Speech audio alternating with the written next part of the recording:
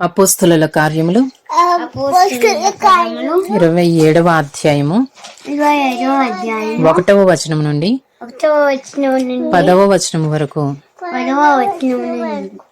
మేము ఓడ ఎక్కి ఇటలీ వెళ్ళవలెనని నిర్ణయమైనప్పుడు వారు పౌలును మరికొందరు ఖైదీలను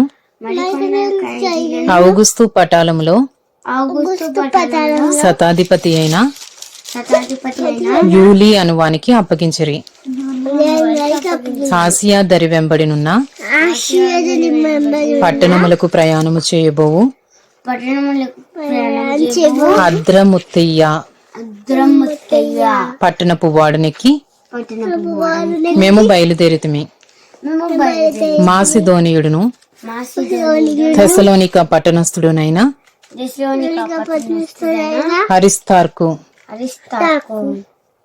మాతో కూడా ఉండెను. మరునాడు సీదోనుకు వచ్చితిమి. అప్పుడు యూలీ పౌలు మీద దయగా ఉండి అతడు తన స్నేహితుల యొద్దకు వెళ్లి పరామరిక పొందుటకు అతనికి సెలవిచ్చాను.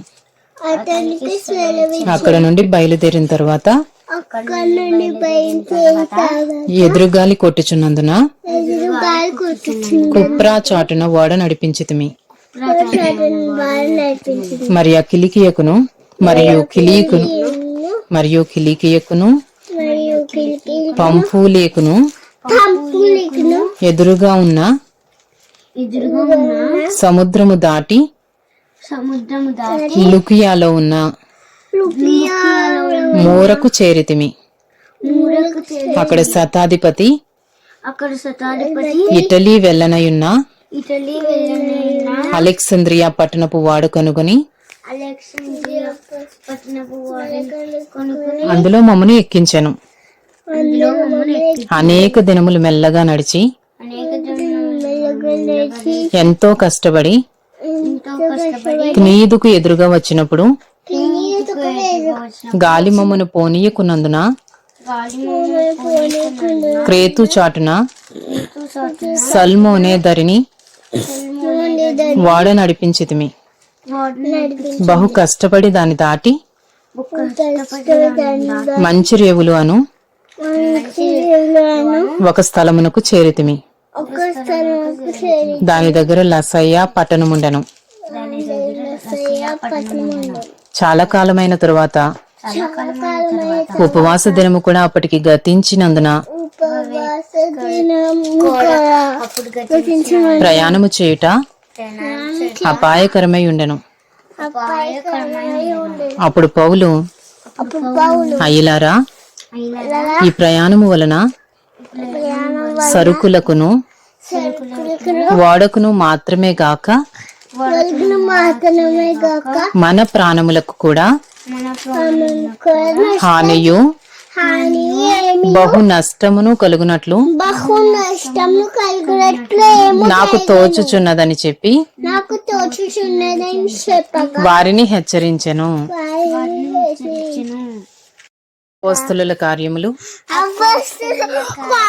27వ అధ్యాయము 11వ వచనం నుండి 21వ వచనం వరకు. ఆయనను శతాధిపతి పౌలు చెప్పినది నమ్మక నావికుడును ఓడ యజమానుడును చెప్పినదే నమ్మెను. మరియు శీతాకాలము గడుపుటకు ఆ రేవు అనుకూలమైనది కానందున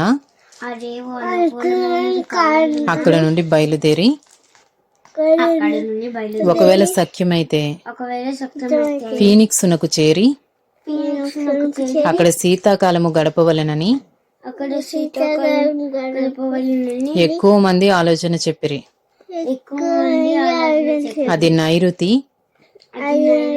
వాయవ్య దిక్కుల తట్టుననున్న క్రేతు రేవై ఉన్నది.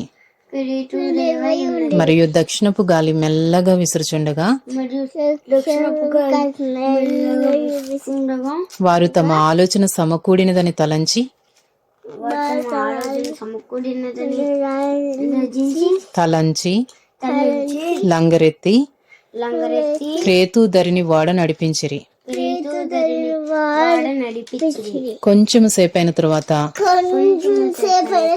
ఊరకులోను అను పెనుగాలి క్రేతు మీద నుండి విసిరెను. దానిలో ఓడ చిక్కుకొని దానిలో వాడ చిక్కుకుని గాలికి ఎదురు నడవలేకపోయినందున గాలికి ఎదురు నడిపించుట మాని ఎదురు నడిపించడం గాలికి కొట్టుకొని పోతిమి. గాలికి కొట్టుకుని పోతుంది. తరువాత తర్వాత కౌద అనబడిన కౌదానబడిన ఒక చిన్న ద్వీపము చాటున ఒక చిన్న దీపము చాటున దాన్ని నడిపింపగా దాన్ని నడిపింపగా పడవను భద్రపరుచుకొనుట పడవను భద్రపరచుకుంటా బహు కష్టతరమాయెను. బాగా కష్టతరమైన దానిని పైకెత్తి కట్టిన తరువాత దానిని పైకెత్తి కట్టిన తర్వాత త్రాళ్ళు మొదలైనవి తీసుకుని త్రాళ్ళు మొదలైనవి తీసుకుని వాడు చుట్టూ బిగించి కట్టిరి. వాడి చుట్టూ బిగించి కట్టింది. మరియు మరియు సూర్తిసను సూర్తిసను ఇసుక తిప్ప మీద పడుదుమేమో అని భయపడి ఇసుక దప్పమైన పడుమేమో అని భయపడి ఓడ చాపలు దింపివేసి వాడి చేపలు దింపి కొట్టుకుని పోయిరి. కొట్టుకుని పోయి మిక్కిలి పెద్ద గాలి కొట్టుచున్నందున మిక్కిలి పెద్ద గాలి కొట్టుచున్న బహు కష్టం. మరునాడు సరుకులు పారవేయసాగిరి. మరునాడు సరుకులు పారవేయసాగింది. మూడవ దినమందు మూడవ దినమందు తమ చేతులారా తమ చేతులారా వాడ సామాగ్రి పారవేసిరి. వాడ సామాగ్రి పాడవేసి కొన్ని దినములు కొన్ని దినములు సూర్యుడైనను సూర్యుడు నక్షత్రములైనను కనబడలేదు. కనబడక కనబడక పెద్ద గాలి మా మీద కొట్టినందున పెద్ద గాలి మా మీద కొట్టినందున ప్రాణములతో తప్పించుకుందుమను ఆశ ప్రాణములతో తప్పించుకున్న మనం ఆశ బొత్తిగా పోయెను. బొత్తిగా పోయిన వారు బహుకాలము భోజనం లేకయున్నందున వారు బహుకాలము భోజనం లేకున్నందున పౌలు వారి మధ్యను నిలిచి, పౌలు వాళ్ళ మధ్య నిలిచి అయ్యలారా, అయ్యలారా మీరు నా మాట విని మీరు నా మాట విని క్రేతు నుండి బయలుదేరకయే ఉండవలసినది. క్రేతు నందు బయలుదేరకయ ఉండవలసినది. అప్పుడు ఈ హానియు అప్పుడు ఈ హాని నష్టమును కలగకపోవును. ఇష్టమును కలుగకపోను.